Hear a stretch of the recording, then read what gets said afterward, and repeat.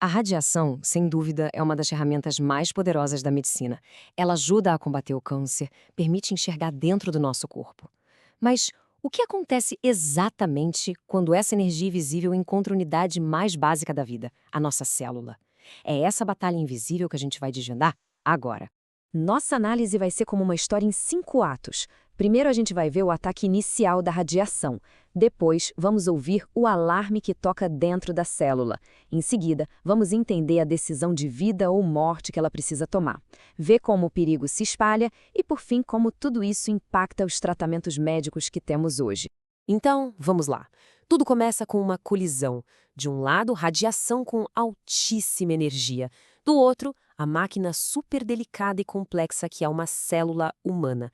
A batalha está prestes a começar, bem ali, no nível molecular. O primeiro tipo de ataque é o que chamamos de golpe direto. Pensem na radiação como se fosse um projétil microscópico. Ela vai lá e, pá, atinge em cheio a molécula de DNA, quebrando ela fisicamente. É um dano instantâneo no manual de instruções da célula. Mas não é só isso. Existe um segundo tipo de ataque, bem mais sorrateiro. A radiação também mexe com a água que existe dentro da célula, e isso cria umas moléculas bem estáveis, as espécies reativas de oxigênio, em inglês ROIs, como está aí no diagrama. Essas moléculas funcionam como verdadeiros agentes do caos, atacando o DNA de forma indireta. Ou seja, não importa se o golpe é direto ou indireto, a ameaça ao DNA vem de todos os lados. E de todos os danos que podem acontecer, a quebra da fita dupla é de longe a mais perigosa. É como se alguém rasgasse uma página inteira do nosso manual de instruções genético. A situação é crítica. E a grande questão é, como a célula responde a uma catástrofe dessas? Bom, a célula não fica parada esperando o pior. Pelo contrário, ela tem um sistema de emergência interno que é, uau, incrivelmente sofisticado, prontinho para entrar em ação assim que o dano acontece. Funciona quase como uma chamada para o 190, só que em nível molecular. Primeiro passo, reconhecimento. Proteínas que são verdadeiras sentinelas percebem na hora que o DNA quebrou. Segundo, sinalização. Elas ativam outras proteínas, as operadoras de emergência, que disparam o alerta geral. E por último, amplificação. O sistema coloca uma espécie de bandeira química bem no local do estrago para que as equipes de reparo saibam exatamente onde precisam trabalhar. E depois que esse alarme todo soa, quem é que assume o comando e toma a decisão final? É aí que entra em cena uma proteína quase lendária, a P53.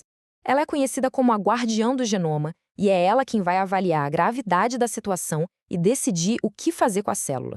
Com o alarme soando e o dano já avaliado, a célula chega numa encruzilhada. As opções são bem claras, mas a escolha vai definir não só a sobrevivência dela, mas a saúde de todo o tecido ao redor. Aqui a gente vê as duas principais estratégias de reparo. À esquerda, a NHEJ. Pensa nela como uma fita silver tape de emergência. É super rápida para juntar as pontas quebradas, mas pode deixar uma gambiarra, sabe, com risco de erro. Já do outro lado, à direita, temos a HR. Essa é a equipe de restauração de obras de arte. É mais lenta, mas usa uma cópia intacta do DNA como guia para fazer um conserto perfeito, sem erros. Mas, e se o estrago for grande demais? Se a P53 olhar a situação e concluir que o reparo é impossível ou que o risco de dar errado é muito alto, aí ela ativa a opção nuclear, a autodestruição. É um processo limpo, programado, chamado apoptose, onde a célula se sacrifica para proteger o corpo todo de uma possível célula defeituosa se tornando um câncer. Então, no fim das contas, estes são os 3 destinos possíveis. O melhor cenário, claro, é conseguir se reparar e sobreviver. O sacrifício nobre é se autodestruir pelo bem maior.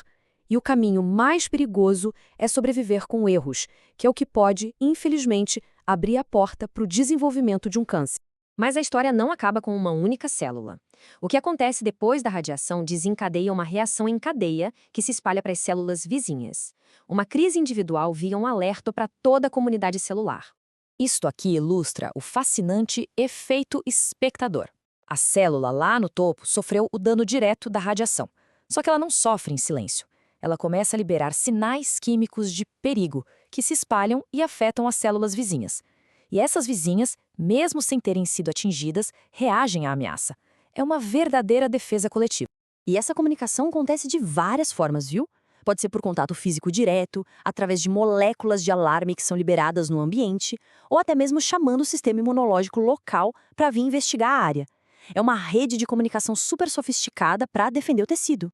Ok, a gente viu toda essa guerra em escala micro. E agora? Como é que todo esse conhecimento sobre a batalha invisível dentro das nossas células está revolucionando a medicina, especialmente na luta contra o câncer? Vamos conectar os pontos? Um exemplo clínico perfeito disso é a terapia com iodo radioativo para o câncer de tireoide. A ideia por trás é genial. As células da tireoide são naturalmente programadas para absorver iodo. Então, ao dar o iodo radioativo, as células doentes o captam e são destruídas por dentro, poupando o tecido saudável ao redor. Mas por que esse tratamento às vezes falha? Este diagrama aqui mata a charada. À esquerda, vemos uma célula normal da tireoide, com seus canais abertos para absorver o iodo. À direita, uma célula de tumor com uma mutação muito comum, a tal da BRAF. Essa mutação basicamente desliga os canais de absorção. Ela fecha as portas. O iodo radioativo não consegue entrar e o tratamento não funciona. Esse fenômeno tem um nome, e é um nome que dá muita dor de cabeça na oncologia: radioresistência. É um dos maiores desafios da radioterapia, e entender esses mecanismos celulares que a gente acabou de ver é a chave para conseguir superar esse problema. Mas a boa notícia é que a ciência não para. Já existem várias frentes de pesquisa avançando. Estão desenvolvendo drogas para tornar os tumores mais sensíveis à radiação, outras para proteger os tecidos saudáveis dos efeitos colaterais e até mesmo usando a genética para prever como cada pessoa vai responder ao tratamento. Um campo novo e promissor chamado radiogenômica. E tudo isso nos deixa com uma pergunta para o futuro. Uma pergunta que parece até ficção científica. Conforme a gente entende melhor essa guerra invisível, será que um dia vamos conseguir personalizar a radioterapia não só para cada pessoa, mas para as características únicas de cada célula doente? A batalha, como vimos, continua.